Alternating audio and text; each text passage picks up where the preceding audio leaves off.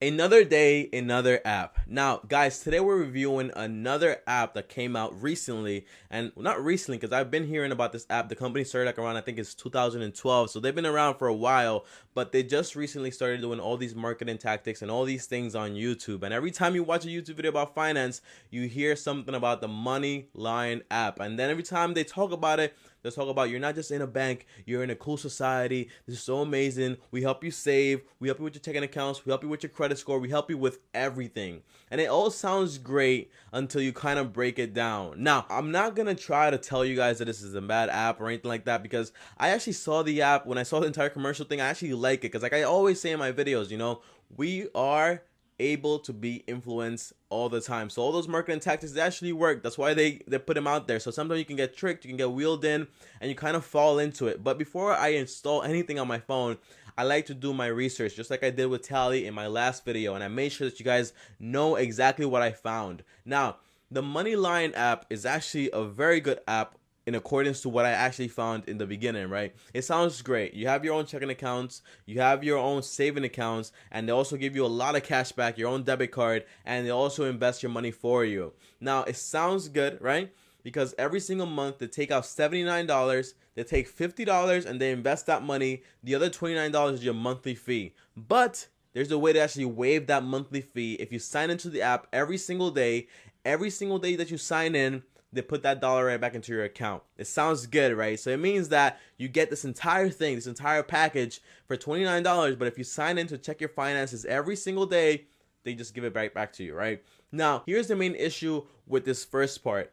It sounds good. I like the idea of you guys taking the $50 every single month and having somebody invest it. I'm pretty sure you could set it for a higher amount, like I do with Acorn. Acorn, I do like I think between $500, even more a month. But with this app, it's like $50, which is really good. It's a really good starting point. But here's the thing. Here is the thing. I do not like the entire idea of they making you check into your account and your finances every single day. Why? Because that can become extremely obsessive. Even Warren Buffett says, like, when you have an index funds and stuff like that, and you have those type of investments, you don't want to be checking it every day because you're doing it long term. And they kind of put you into this entire short-term mentality without them even wanting to. So I think their entire strategy is, there's no way everyone is going to be signing into the app every single day, and if they do, then that's a good thing. But it's actually not, because every time you sign in, that's great, but every time I'm signing in to check my finances, you develop this habit. And by the way, it only takes 60 days to develop a habit, and that's 2 months. 2 months, you save like $60. So guess what? $60, now you have a habit. Now you have a habit of every time you invest in something, you're always checking it. You're always, oh my gosh, it's going down, the market's going up, the market's going down, and you develop this habit that's not really good. It's obsessive, and I did not like that part about this entire app. I did not like it. A lot of people are trying to sell me on this. They're actually telling me, Tommy, it's a good thing because there are a lot of people out there that they need to learn how to check their finances, need to learn all these things. And I'm like, they're not checking anything. Like, they're just looking at the numbers go up and down. Everyone knows how to invest. It's a long-term game. It will go up eventually in the end, but we all know short-term, if you keep checking that every single day, you're going to be freaking out. You're not going to be able to sleep at night because that thing is going to go up, down, up, down, up, down, and it doesn't make sense for you to check it every day. Now, a second thing that I found out about this app is that they have a lot of cashback incentives. Now, when I mean cashback incentives, I mean cashback incentives. I mean, I have a Chase Unlimited card and I get like 1.5% cash back off that. I have an Amazon card that gives me 5% every time I spend something on Amazon. I have a Discover. Same thing with like my groceries and stuff like that and gas. But 5% is nothing compared to this card. With this card, they actually give you some promotional cash back sometimes of up to 12%. 12% is a lot. And this is the entire thing, right? For someone, and I think I saw a lot of promotions like Starbucks. I think it's like Best Buy and all these big conglomerate companies. That's great, but it's not so great. And this is where it comes in. Like, when you have an app, one place that's trying to do every single thing, like save your money, have a check-ins, and also have investments, and also give you loans. That's 4 things. So there's a lot of things. There's a lot of marketing things that go into developing these 4 things that kind of like, all right, so if I want you to take loans out, how can I at the same time make you want to save money? You see what I'm saying? So there's a lot of marketing conflicts within this entire app that I didn't like. So for example, these cashback incentives, you're telling me to check out the app every single day. So every single day I check the app, I'm incentivized to also check the cashback and then I'm also incentivized to spend the money because I'm feeling like I'm gonna get a good deal. Because guess what? If I spend $100, I get $12 back. But if I never take the app, I would have never had to spend that $12. And you're probably telling me out there, Tommy, it's not the app's responsibility to make sure that you don't spend your money. I get it. It isn't. Like, it's my responsibility not to spend my money. But when you have a person developing this habit of checking the app every single day so they can save some money, like $29, right?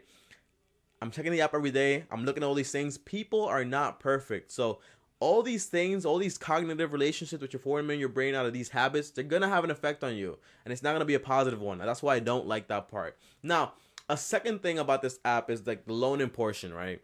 I found, and by the way, if you decide to get the app and you're telling me, Tommy, well, I just get the app and then I'll just like let them charge me $29. Bro, you can literally get any investment account out there, even like Acorn, and they won't charge you anything. I think the Acorn charges you like $1 a month, and they charge you like 0.25% after you get like over $5,000. So there's no reason why you have to pay $29. And if I'm pretty sure if you can get a bank account, you probably have a job. If you put like direct deposits into your Chase, JP Morgan, they don't charge you anything for your savings accounts. They don't charge you anything for your checking account. So you don't need to pay $29 a month for anything. All these services, there's a way to get them for free. But I get it. It's all about convenience, and it's all in one app, so that makes it very convenient. Now, let's talk about this portion, right? It's all about the $500 that they give you. You can get a quick loan off of this app. It is true. For example, if I sign up for the app and I need quick money, like $500, I can get the $500 from them with no interest, and I can just use it and then just pay it right back, right? Sounds great in theory, but you can't get more than $500. And anything above that is a really high interest rate. And this is what I'm saying, man. This is what I'm saying. I've been saying this for a while now. All of these apps are great, and they keep working because millennials and all of us, not just millennials, but a lot of people just want convenience, and a lot of people are looking out there to get their life together, and it seems much more easier to go into an app that does everything for you in this way. And I read a case about this entire app. I think it was by Amber Smith. I read her case, and and it was like on a review website for these financial apps and all of that stuff. And she tells me, Tommy, well, not me, but the website. She says, Tommy, I signed up for the entire thing. I took $500 twice. I paid them back, but a lot of the times it would take the money for the payment and it wouldn't clear. And when it didn't clear, they would have you like stuck in there for like 12 months while they take that $50 into your investment account. And a lot of times also with all of these apps, guys, it's very important for a company to charge fees because fees give money to employees. Fees are able to buy things to make things much more simpler down the line. What I mean by this is this, right? The customer service for this company, after all the reviews that I read, it sucks. It assumes that you're going to go in there into a financial app. It assumes that you're going to know everything. And it assumes that you're not going to want to call anybody or anything like that. So when Amber Smith called about all her issues, she was on the phone for 45 minutes just waiting. And she emailed someone. She was on the email for like 5 days waiting for a response too. So now she's closing everything down. And that's the main idea of all these things. And guys, while everyone is signing up for all these things, seeking convenience, a lot of more companies are going to come out and they're going to take advantage of this new market that is forming. Moneyline, Tally, I think there's one called now like Secret. I don't even know, man. Like this other app, I think it's called like, I took a screenshot. Give me 1 second. It's called the Current Card, but with this card, it's like they give you like a way to like donate your money. Yo, I'm telling you, there's a lot of things coming out there.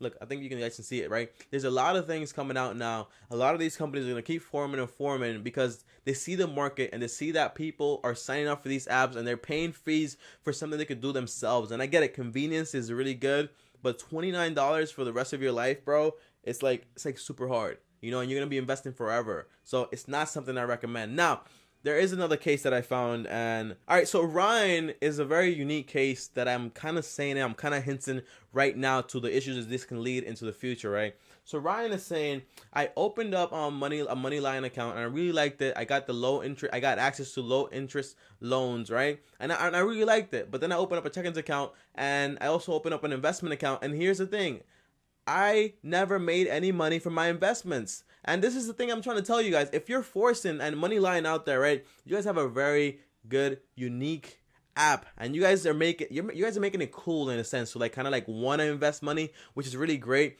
But you guys kind of gotta like rethink the entire idea of charging people $29, and the only way for them to waive it is to actually check it every day. You're gonna get a lot of people out there that don't know anything about investments that are gonna be checking the app like Ryan every single day, and is gonna see his portfolio not growing whatsoever, and is gonna be like, oh my gosh, I'm not making any money. What is going on? It's because it's long term. It's a long term game. Listen, I invest money all the time in Acorn. I always say this. I should be a public speaker for Acorn, right? I invest money all the time in Acorn, right? And I've literally, my gain right now is like literally like $100, and that's pretty good, right? It's not that bad. I've been doing it for 3 months. $100 gain is pretty good. It's like a 2% gain. It's pretty good.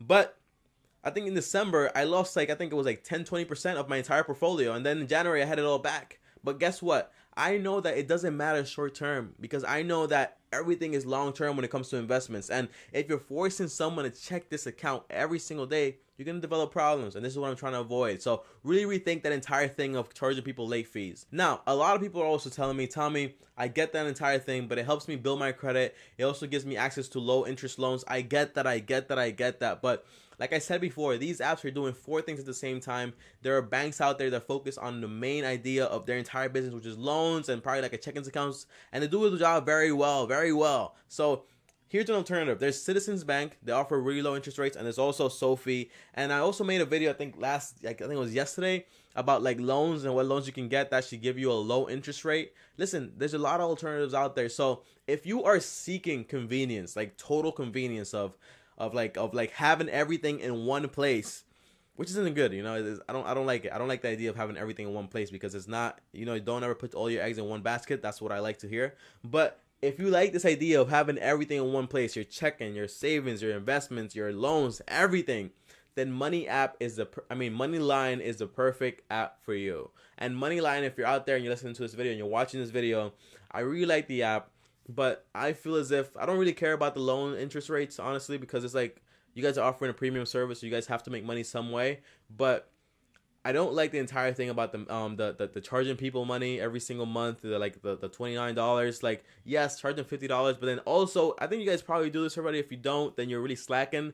But make articles, like, you know, and don't just try to push people down their throat like this entire cashback and all these things. But make articles about, like, for example, hey, what to do when the market is down, what to do when the market is up, when to invest, why you shouldn't worry that your investment account isn't moving so fast. So you don't have people like Ryan or Amber calling you and try to get on the line. And by the way, please, I prefer 100% that all these apps charge people like $1 or $2 a month to have like a better customer service base, because of $2 and you guys have 1 million users, that's $2 million in revenue a month, right? You can use that to pay people for customer service and get people that are experienced. I'm tired of calling all these apps and having someone, an average Joe on the phone, telling me, I don't know what that is, Tommy, but I got somebody else on the phone. Gets me somebody else on the phone and doesn't know what the hell I'm talking about either. Get people that are experienced out there. And I get it. You guys are probably making a ton more money by having someone pay $29, but there's no longevity in that, because if you keep doing this and people are going to notice all this stuff, because I notice it and I'm not even that smart, they're going to notice it. And when they notice it, it's going to cut your progress in half, or maybe all of it. So guys, my name is TommyBryson. If you don't know me, you're gonna know me. Make sure to like, subscribe, and do all that stuff. Comment down below. Let me know if you have any of these apps installed on your phone, like Tally, Moneyline, the current app, Acorn. Let me know which mobile app you're using and if it's actually helping. Listen, online banking is taking over for 2019. I think by 2025, there's really gonna be like no physical banks around. Well, there probably is, because I like my physical bank. I like being able to go to the ATM and like swipe my card, deposit my money. But there's not gonna be as much. Guys, like, comment, share this video with your friends. I'll see you guys next time. Peace. You've got to start at the bottom if you're ever gonna reach the top.